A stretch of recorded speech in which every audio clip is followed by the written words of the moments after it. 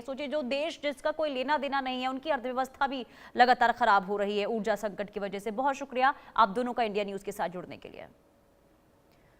और आगे बढ़ते हैं, बड़ी खबर, ईरान के मुख्य वार्ताकार गालिबाफ का बड़ा बयान सामने आया है। अमेरिका शर्तों को पूरा नहीं करता तो हॉर्मुज स्ट्रेट बंद रहेगा। अमेरिका अंतरिम समझौते की शर्तों को पूरा करे। गालिबाफ का ये बयान एक बार फिर से तनाव बढ़ता हुआ स्ट्रेट ऑफ हॉर्मुज को लेकर मिडिल ईस्ट में दिखाई दे रहा है। और ये बहुत बड़ी खबर आपको बता रहे हैं, अंतरिम समझौते की शर्तों को पूरा करे अमेरिका, ये कहा गया है गालिबाफ के द्वारा। ईरान के मुख्य वार्ताकार हैं, उन्होंने एक बार फिर से जताया है कि जो शर्तें रखी गई थी उसे पूरा करे, नहीं तो फिर हालात एक बार फिर से बिगड़ जाएंगे। शर्तें पूरी होने के बाद ही स्ट्रेट ऑफ हॉर्मुज खुलेगा। तो एक तरफ अमेरिका, दूसरी तरफ ईरान ने एक बार फिर ये कहा है कि जिन शर्तों को लेकर बातचीत हुई थी, जो सहमति हुई थी, अमेरिका अंतरिम समझौते की शर्तों को पूरा करे, जिसके बाद स्ट्रेट ऑफ हॉर्मुज खुलेगा। दूसरी तरफ डोनाल्ड ट्रंप ये कह रहे हैं कि स्ट्रेट ऑफ हॉर्मुज तो अमेरिका का है, स्ट्रेट ऑफ हॉर्मुज पूरा कंट्रोल अमेरिका का है। विंग कमांडर हमारे साथ आलोक शाह जुड़ चुके हैं। बहुत स्वागत है सर आपका इंडिया न्यूज पर। अब आलोक सर, कैसे आप इस स्थिति को देख रहे हैं, क्योंकि ईरान और अमेरिका के बीच में स्ट्रेट ऑफ हॉर्मुज को लेकर तनातनी लगातार बढ़ती हुई। गालिबाफ जो मुख्य वार्ताकार है ईरान के, वो कह रहे हैं कि अमेरिका ने जो शर्तें रखी थी उसे पूरा करे, इसके बाद स्ट्रेट ऑफ हॉर्मुज खोला जाएगा।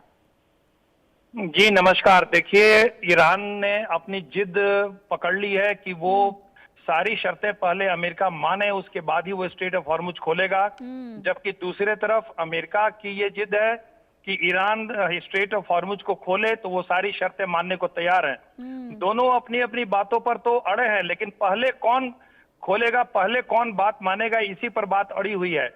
और जैसा कि लग रहा है ईरान अभी पूरी तरह से शांति के मूड में नहीं लग रहा है, क्योंकि जब से लेबनान पर इजराइल का आक्रमण और तेज हुआ है, गाजा में भी जो हमास के कई कमांडर्स को मारा है पिन पॉइंटेड स्ट्राइक से इजराइल ने, इससे भी ईरान काफी बौखलाया हुआ है।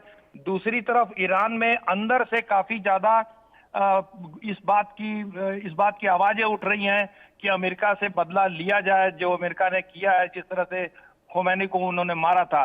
तो ये सब कुल मिला करके ईरान अपनी जिद पर अड़ा हुआ है, लेकिन स्ट्रेट ऑफ हॉर्मुज बंद ईरान भी कर रखा है और उसके बाहर से एक लेयर बना करके अमेरिका ने भी कर रखा है। और जैसा कि खबरें आ रही हैं, यूएसएस जॉर्ज वॉशिंगटन को अमेरिका ने रवाना कर दिया स्ट्रेट ऑफ हॉर्मुज के तरफ।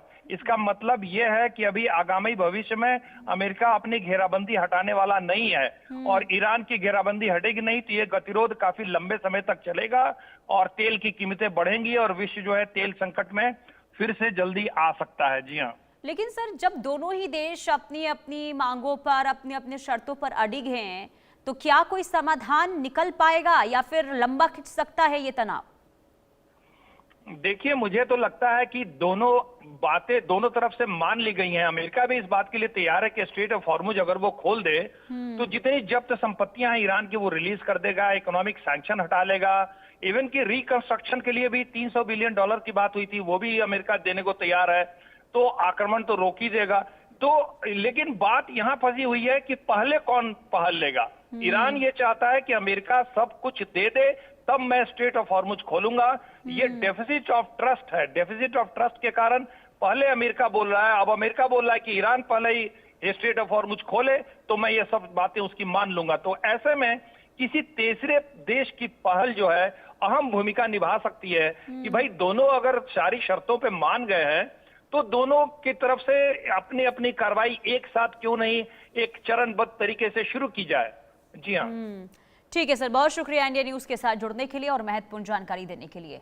और रुकते हैं एक छोटे से ब्रेक के लिए, देखते रहिए इंडिया न्यूज।